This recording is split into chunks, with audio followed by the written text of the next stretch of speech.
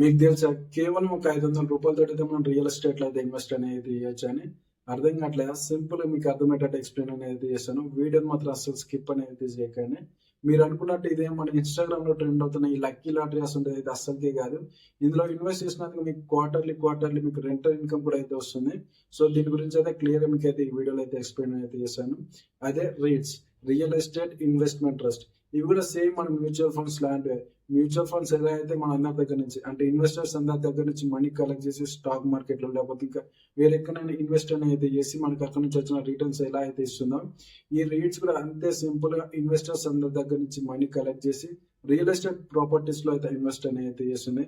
ఎలా అంటే ఇప్పుడు మన అందరి దగ్గర నుంచి మనీ కలెక్ట్ చేసి అవి యూజ్ చేసుకొని లేకపోతే ఐటీ బిల్డింగ్స్ కానీ లేకపోతే కమర్షియల్ బిల్డింగ్స్ లేకపోతే షాపింగ్ మాల్స్ ఇలాంటివన్నీ బిల్డ్ చేసి వాటిని ఆపరేట్ అనేది అయితే చేస్తుంది. అలాగే అక్కడ నుంచి వచ్చే రెంటల్ ఇన్కమ్ కానీ ఇంకా వేరే ఏ ఇన్కమ్స్ అయినా సరే వాటన్నింటిని కలెక్ట్ చేసి ఆ ఇన్వెస్ట్ చేసిన ఇన్వెస్టర్స్ కి అయితే డిస్ట్రిబ్యూట్ అనేది అయితే చేస్తుంది. చాలా సింపుల్ గా మీకైతే ఇందులో ఇన్వెస్ట్ చేసి మనం అక్కడ నుంచి వచ్చే రిటర్న్స్ అనేది అయితే ఈ రీట్స్ ద్వారా అయితే పొందొచ్చు అనమాట. ఈ రీట్స్ కూడా స్టాక్ మార్కెట్ లో అయితే లిస్ట్ అయి ఉంటాయి.